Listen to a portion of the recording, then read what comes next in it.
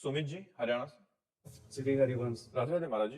महाराज जी, जब से आप हमारे जीवन में आए हो, राधा नाम का इतना प्रभाव है कि मन में अपार आनंद रहने लगा है। महाराज जी, भक्ति मार्ग पर चलते पवित्रता का अर्थ समझना चाहता हूँ कि पवित्रता का अर्थ ब्रह्मचर्य का पालन करना है क्या?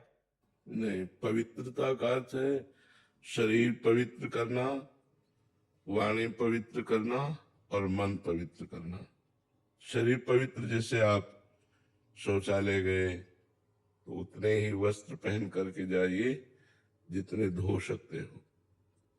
नहीं तो आजकल तो बंद व्यवस्था है। आप शौच हुए, स्नान किए, अंगोछे से पोछा और फिर अपने कपड़े धारण कर लिए। अगर आप शौच वाले कपड़े पहने हैं तो आप अपवित्र हैं। पवित्रता का जितना निर्वाह करोगे उतना बढ़िया चिंतन चलता है। लघु शंका गए, आप खड़े खड़े लघु शंका कर रहे हैं, आपके पैरों में छिट्टी पड़ रही, फिर आपने मूत्रेंद्रिय को प्रक्षालन नहीं किया, धोया नहीं, फिर हाथ नहीं धोए, आचमन नहीं किया, आप अपवित्र हैं। कुछ भोजन पाया, आचमन नहीं किया, अच्छे से कुल्ला नहीं किया, आपका मुख अपवित्र है। आपका मन गंदे विचार कर रहा है तो अपवित्र है। पवित्रता का निर्वाह जितना करोगे उतना ही अनुभव होता चला जाएगा। अब जैसे हमें भोजन पवा दिया जाए तो हम पता चल जाएगा कि बनाने वाला क्या सोच रहा था, कैसे बना रहा था। परम वस्त्र पवित्र, सब पूरी पवित्रता का निर्वाह तो तुरंत पता चल जाएगा।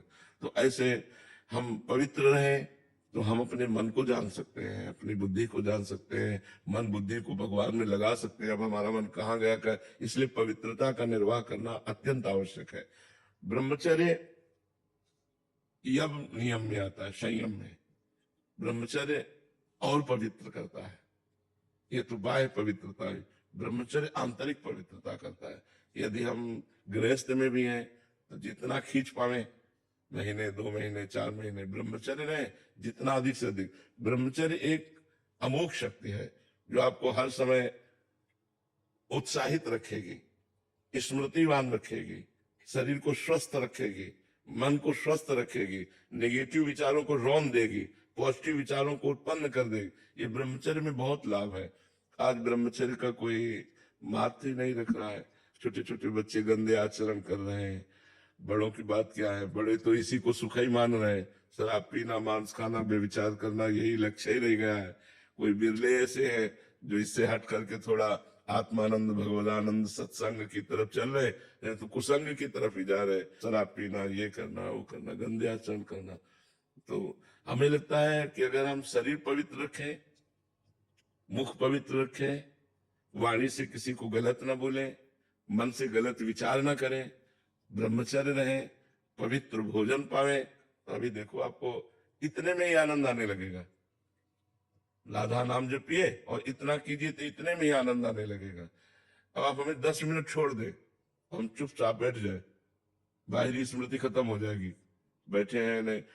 अब अपवित्र रहो, अपवित्र खान विचार पे, तो भगवान में थोड़ी, भगवान परम पवित्र है। जितना आप पवित्र रहोगे उतने आप भगवत चिंतन और अच्छे विचार आएंगे, आप तेजस्वी रहेंगे। पवित्र, देखो हमारी किडनी खराब है, डायलिसिस होता है। आपको क्या लग रहा है, मैं डायलिसिस मैन जैसा हूँ? एकदम जोशीले, उत्साह, एकदम फिट। संयम नियम से चलो, अपनी दिनचर्या और भगवान में चित्त को जोड़ो, तो शरीर माना पीड़ा युक्त है, कष्ट युक्त है, पर मन में आनंद है। और मन में आनंद नहीं है, शरीर स्वस्थ है, तो आप क्लेशित है।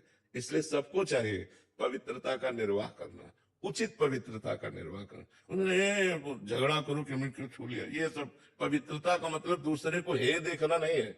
दूसरे को हे नहीं देखना है, अपने को पवित्र रखना है, अपने विचारों को पवित्र रखना है। तो पवित्रता का तात्पर्य शरीर, मन, वाणी, इससे है।